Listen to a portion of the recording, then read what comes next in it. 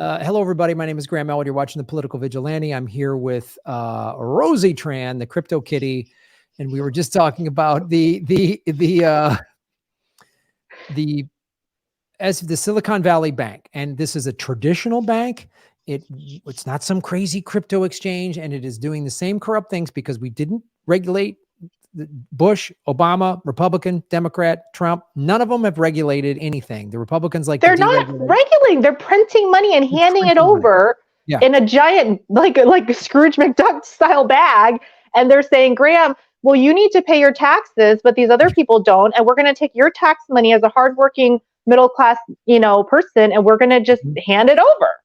Yeah. But no, we don't have money for healthcare. Sorry, your arm's falling off, and that's fine.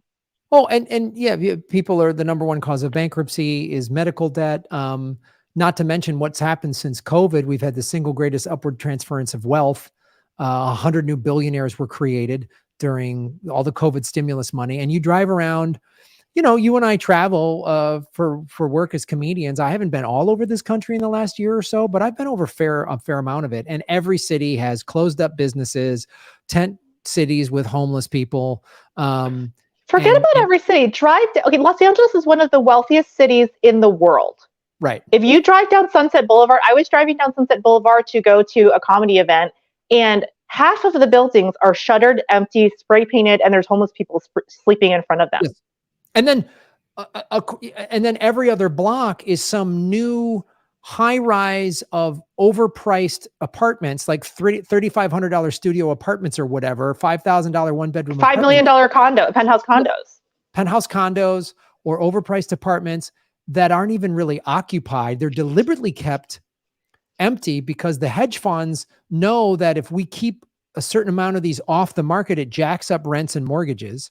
So they're deliberately doing that. So America's just completely bankrupt. People are, you go to the grocery store, forget about it. I mean, $100 barely buys you any food anymore like it used to.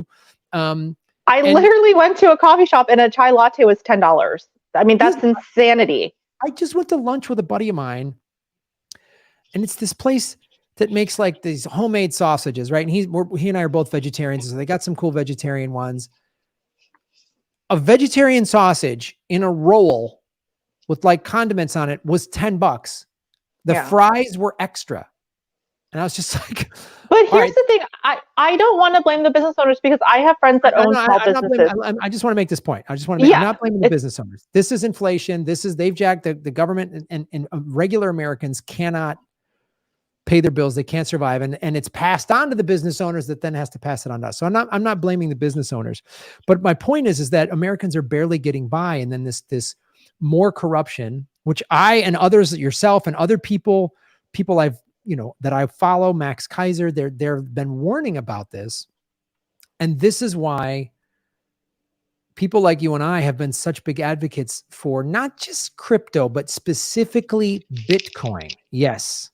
And this is like Bitcoin showing what it is. So 3 days ago, Bitcoin dropped below 20,000 again to 19. And admittedly, I bought a little some of it, and it's now up to 24,000 right now. I don't even know what the price is, but it's because yes, crypto is tied to the traditional markets, but the thing about Bitcoin that's separate from, and I want the audience to really understand this, that's separate from the altcoins. It's why I've steered away from the altcoins in the last year and a half, because the altcoins, some of them are great projects, some of it's cool stuff, but they're also can be run like a corrupt company. And the exchanges, we saw that with SBF. They were doing the same thing corrupt banks always do. They were gambling.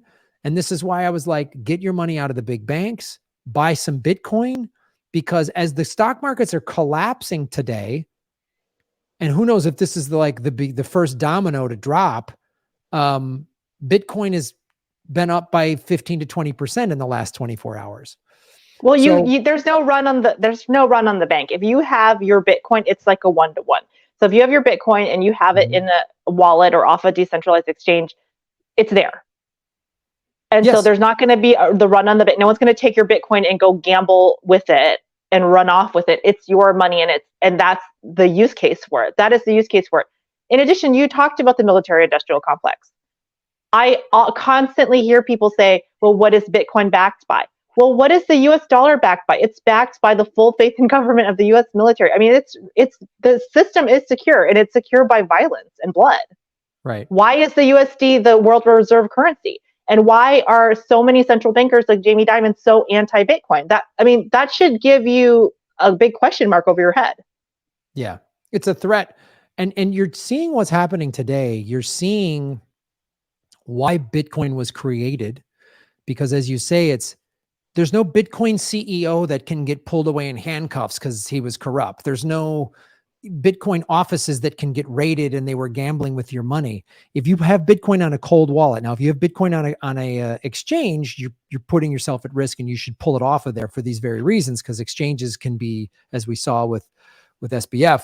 So, but it's really showing, like, if you own Bitcoin and keep it on a cold wallet, it's just increasing in value, and they can try to regulate it all you want, but if the whole world starts using it, which more and more people are going to use it, and when this, people start pulling their money out of traditional banks, because the thing that caused the run on the banks was big money people running to the bank, running to the Silicon Valley Bank. It was all VC, startup money. We're going, get my money out of there, pull my $1 million out of there. And that's what happened. I mean, they're all friends. They're all talking with each other. So the run on the banks now can happen at lightning speed because everyone's got the internet and smartphones, and it starts trending on social media or whatever. So now it seems to me, and I'm just some Bitcoin people that I follow online are like, yeah, this is the moment Bitcoin was created for, because Bitcoin was created after the last financial crisis, right? So that is what the cypherpunks, or the alleged creator Satoshi, was doing, because he or she or they were sick to their stomach when they saw the, you can read the white paper and you can see that they created it after the collapse of 2008, 2009. And they were like, no, I don't want my tax dollars going towards Wall Street banks. And that's where the idea was born. Yeah. So how do you, it feels like, and I've done some videos on this, and I'm following this, like, there's a housing bubble starting, that's set, because again, they didn't regulate anything with housing. You've got all these hedge funds in housing, like we talked about. They own these big condo complexes, and they're they bought up, after the last housing crisis, all these companies like BlackRock bought up all these properties and have deliberately jacked up the rents. So as this collapse gets bigger, and there's going to be another bank's going to drop, I would say, in the next month. Trust me. Well, there is another bank, Signature Bank, they put a freeze on it. The US government has put a freeze on that. So we don't know what's going on with that. Silicon Valley Bank got lucky because it happened on a Friday. And so they had the weekend, and the bank was closed on the weekend to kind of plan out. So this could have been a lot worse. First of all, I'm happily married, as you know, but I'm getting very turned on, Graham, by your passion for crypto. Like, I'm really excited because I remember you calling me and being like, what's this all about? And now you're getting educated, and it just makes me so happy, because I'm so sick of the mainstream. If you go right now and you go Google crypto, just on Google, and you click on the news icon on Google, all of the stories that come out are like, it's a scam, it's horrible, it's this, it's that. And then once you start digging deeper, you're like, why is the mainstream media so anti-crypto? Like, that's weird. Like, every single news story, if crypto's down, it's a story about how everything's crashed. If crypto's up, it's a story about when the next crash is happening. And you're like, why does MSNBC hate crypto so much? Why do these huge, giant, mega conglomerate media companies that are linked directly to Goldman Sachs and Wall Street hate crypto so much? And so you start doing a little research, and you're like, wait a minute, this is like the people's money. It's a form of being your own bank and custodying your own funds, and not having some central banker take my money and go to the casino with it. And so I think that's really important to understand. Yeah. And so where do you see this now that, like you said, there's another bank, Signature Bank, that's just frozen. I think we might have another bank or two in the next month, and the next 2 to 4 weeks go completely up, belly up. And where do you see where do you see this? How do you see this collapse sort of playing out? And where do you see then Bitcoin specifically going? Yeah. So first of all, hashtag not financial advice. I'm not a financial advisor. Sure, I'm sure. a It's your social opinion. media person that wears Hello Kitty ears. But I would like to say that I do consider myself somewhat of a crypto expert. I've been involved in cryptocurrency. Bitcoin's invented in 2009, and I got interested in 2011. And I didn't start investing in it at the time. I wish I had, because I was too scared and I felt, oh, I don't understand this. I'm not knowledgeable enough. But I think you're right on the money. I think having your funds in a credit union is great. Credit unions are nonprofit, but not just that, they're owned by the owners of that credit union. So the owners are people, not boards of central bankers and people that have their own best interests. So that's really important.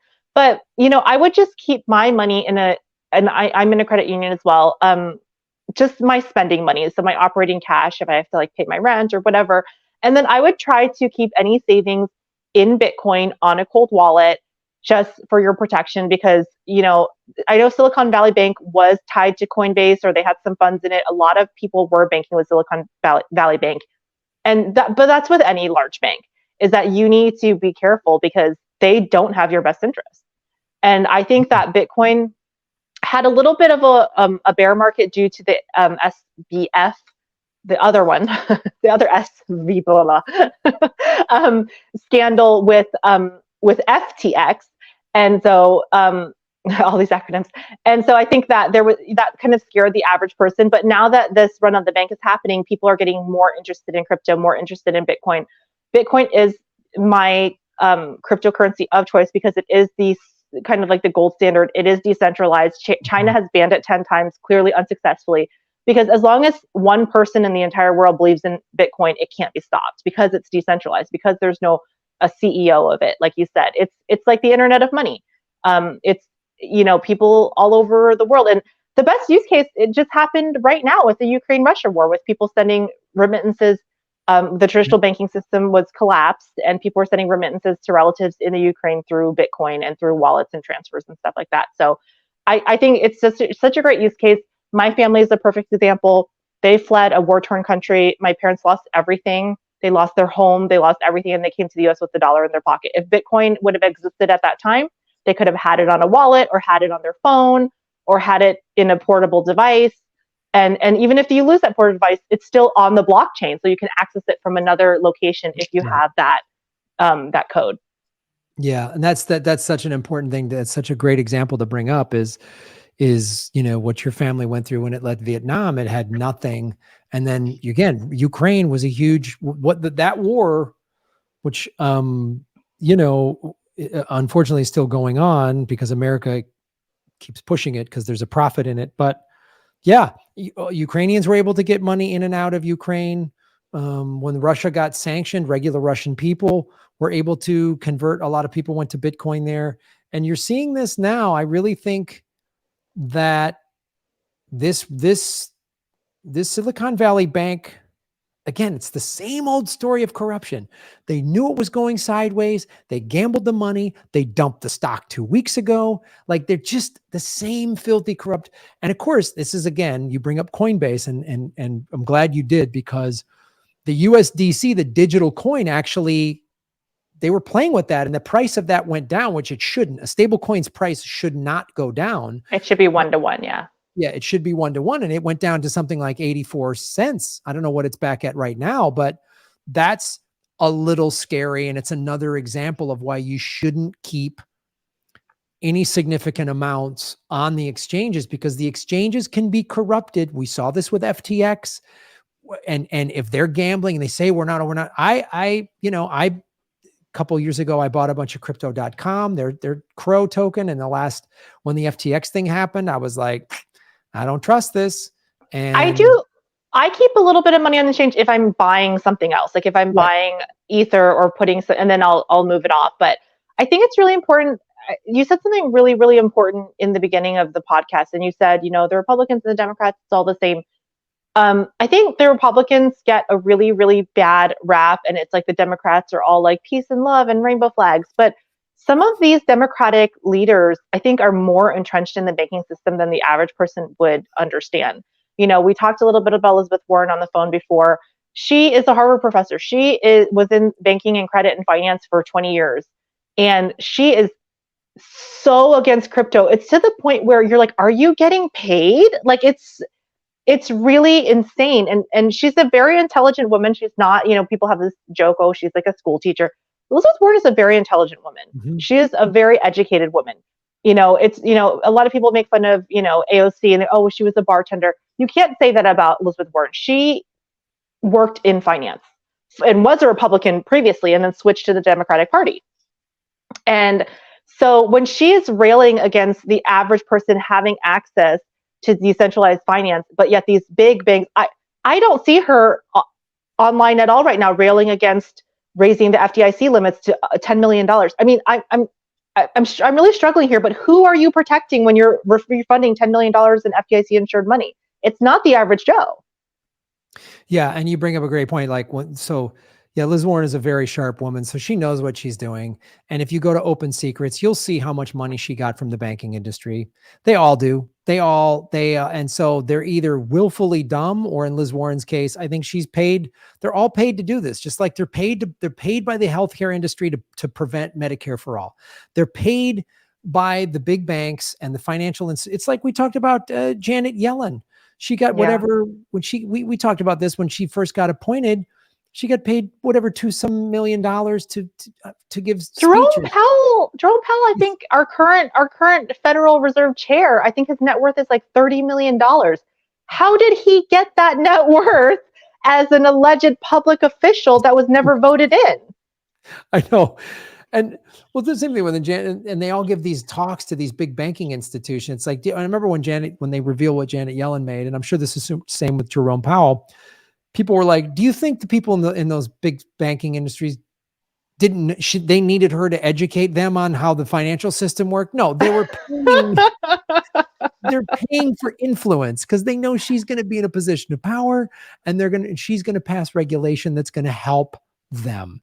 And I'm not mad at Jerome Powell or Janet Yellen because they're doing their thing, but I am mad at Elizabeth Warren and other politicians like that because they're promoting this image of rainbow flags, as you say in your special, right? Skull fucking a puppy, but having rainbow flags and unity and trans rights and all these things, which I do believe in, but they're pushing this image. And then meanwhile, when, behind the scenes, it's like, they're like blowing bankers or whatever. And it's like, it's very, to the average person who isn't that politically astute or politically aware, you're going to vote for those people. You're going to vote them in because you really care about people. And so that's what makes me sad because it's, at least the Republicans, I think, are very transparent of what they're doing. And I'm okay with that. They just come out and say it. We're evil. We hate gays. We love war. We don't give a shit about anybody other than ourselves. Like they just say it. And this is, I agree. I almost find that a little bit more respectable because you're like, okay, I know where you stand at least. Yes, I would respect, Rosie, I would respect somebody that just comes up to me to my face, says, Graham, I don't like you. I don't think you're funny. Go fuck yourself. Now I might not go, all right, kiss my ass. But I'd rather have that than someone's like, oh, Graham's my buddy. And then they're backstabbing me. They're talking behind my back. And that's what the Democrats do. Are the Republicans homophobic and transphobic and all this? Like Ron DeSantis, he's awful. He's passing horrible legislation. But then again, this is the thing that these two parties do. This is part of the scam. They have about 3 or 4 issues that they're really different on, right? Guns, trans rights, abortion, and that's it. And everything else. I think a lot of the social issues, they really push them because it gets people emotional. Yes. And so then people aren't paying attention to, hey, guess what? We're allowing big banks to do these like collateralized loans, or hey, we're raising the FDIC limits from $250 to $10 million to protect, hedge fund people. And so people aren't really paying attention to these issues because they hear things that are very sensationalized about race or about, homophobia or whatever. And so they get really emotional and upset. And a lot of the posting I see on social media from my friends and family are those very hyper divisive policies and not these financial policies that most blue or red state people have in common. The average person is an average working Joe. You're not a billionaire. You're not, buying and trading Twitter for fun or whatever the heck you're doing, or doing a rocket ship to Mars against your other buddy's rocket ship tomorrow, whatever, right? You're just trying to pay the bills. You don't have your yacht and your like support yacht, right? And so people get really emotional and upset about these political issues, which are important. I'm not saying they're not, but then they ignore these issues where there's quite bipartisan support between both parties because it benefits them. Of course. I mean, that's one of the things that woke me up. I very much voted for Obama, and I thought he was going to be so much different than Bush. And same cabinet as Bush, Goldman Sachs guys, all the same cabinet. It's been the same cabinet for like 20, 30 years. Yes. And then Obama, Bush lies about weapons of mass destruction to get us into an illegal war in Iraq. And then Obama dropped more bombs than Bush. And he passed the Marriage Equality Act, and I'm glad that he did. But people think that makes him like head and shoulders. I'm like, well, you're a privileged American that doesn't have to worry about drone strikes. So, Obama set the Middle East on fire. But there's real consequences to this. I mean, people don't understand. My mom has stories about waking up and going to class and her entire 5th grade class was dead because they were bombed. So, I mean, this is real trauma and real people's lives. It's not just, we're so distanced from war now because we just use drones. It's like a video game. I don't know if you've been, when I was traveling to support the troops, I went on bases and they train them like a video game to just kill, so that they're so disconnected from it that these aren't people. Yeah. And you think about then even just like, and again, that what happened to your mom, that's intergenerational trauma. So that's what war does. I know. That's why I must stand up. You haven't heard my acronym. I have like 10 minutes of new death material. Yes. That's what you should be doing, Rosie. More that stuff, more crypto, talk finances. Go, Rosie. Do that. So it is intergenerational trauma, but it's just creating more and more of a broken world. And let me tell you, I am 100% positive in the year 2023, we have all the solutions to all the problems in the entire world. We just need to freaking do them. We just need to put them into action. We have all the money we need. We have all the wealth and resources we need. We have all the cures for all the diseases. I'm positive of it. I am positive that we could solve all the world's problems if everyone stopped fighting and just worked together and just ignore these fucking jackasses. And I'm hoping, and I think this is why they're so resistant to Bitcoin specifically, because they're smart enough to know the power of Bitcoin. They're smart enough to know they don't want to have, 30 million new millionaires in America that are just regular people who, sure, some of them are just going to go out and buy Lamborghinis like some of the crypto people do, but a lot of them are going to go, no, I actually can fund, like you say, I've done all these videos on all these different climate change reversing projects that are happening right now. They're there. They just need mass funding and need to be put on and they just need to be scaled up. Well, what's going to happen when all these just regular people who own all this Bitcoin and Bitcoin becomes worth 100,000, 500, $1 million? I heard a guy said there's a good chance it could be in the next 10 years worth 10 million or more a coin. Like, that's insane. So you're going to have people that are just, because I know what I would do if I had a lot of money. I wouldn't buy Maseratis and Rolex. I don't give a shit about that stuff. I lost my home to foreclosure thanks to Bush and Obama. So I would help people. I would in LA, because I've lived in LA for 25 years, I would just buy some apartment complex and put housing for the homeless. And I would fund like job training, drug treatment, mental health screening, and get people off the street and reintegrated back into society. And I know I could do that if I had real money. And I think that's their fear too, because right now the only way to make real money is to be just a godless, greedy, soulless asshole to suck wealth, exploit people's labor for wealth. Bitcoin, I'm not exploiting anybody's labor for wealth. Yeah, because it's code. And that's something that's really important. And that's why a lot of people don't understand either. It's war-free money. It's blood-free money. It's just code. And it's not based. Right now, we are getting money by exploiting people in the third world. We're getting money by bombing and taking resources. That's how the majority of wealth was created pre-19 whatever, is just exploitation of third world countries. That's why the French and the Americans went to Vietnam. John Kerry and John McCain and other people had massive contracts in Vietnam after the war. And a lot of people had massive contracts in Vietnam after they bombed, of course, and then they came and rebuild, because you need to rebuild after you bomb everything, Graham. And who else to better rebuild but these American contractors? Yeah. Yeah. So war is a very profitable thing, and it's sad, but it's a very profitable thing. Hey, we destroyed everything, so we need to rebuild it now, and we need contractors, and who's going to be the contractor but my buddy who's, in with the government and this and that. And so it becomes this crazy, I saw that when I went to the Middle East to perform for the troops. The troops were getting paid, $40,000 a year. And then they had these really high-end contractors who were doing the exact same thing as the U.S. military, but they were getting paid six figures to do it. And who was it? Oh, well, it's John McCain's buddy's buddy. So, yeah.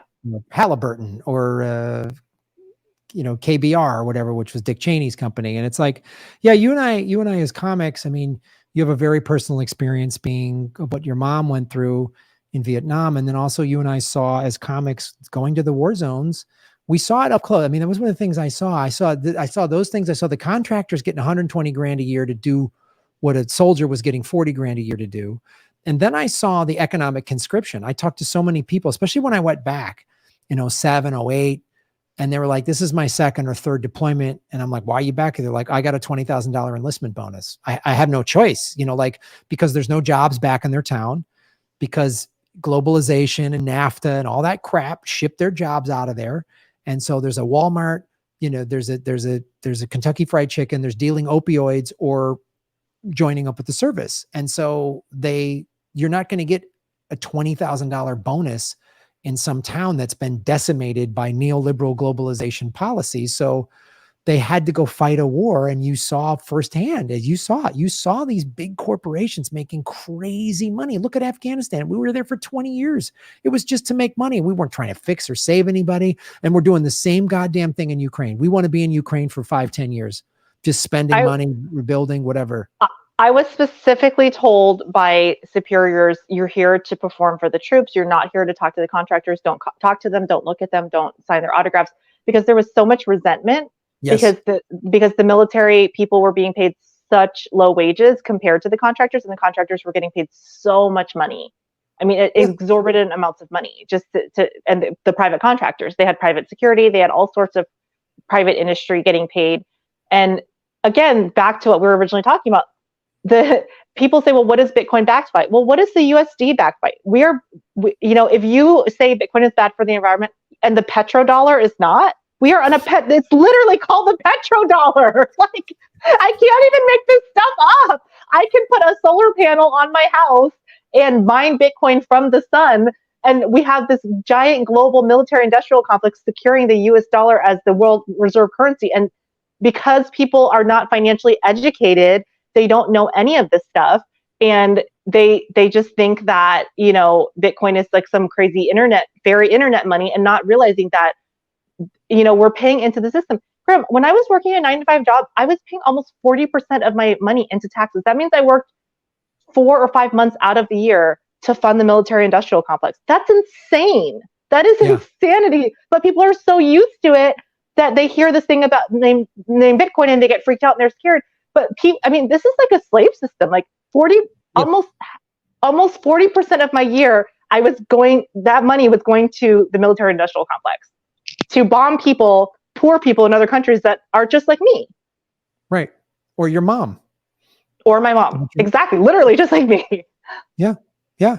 So, well, Rosie, I appreciate you taking time to come on the show and share with us everything. I can't wait to see if you got new material that's talking about anti-war stuff and crypto, man. Go for it, dude. I cannot wait to see it. So, okay. Before I go though, I want to tell the listeners and watchers how awesome your comedy special was. Thank you. And you also forgot to mention you do make jokes about your dating life, which were some of my favorite jokes.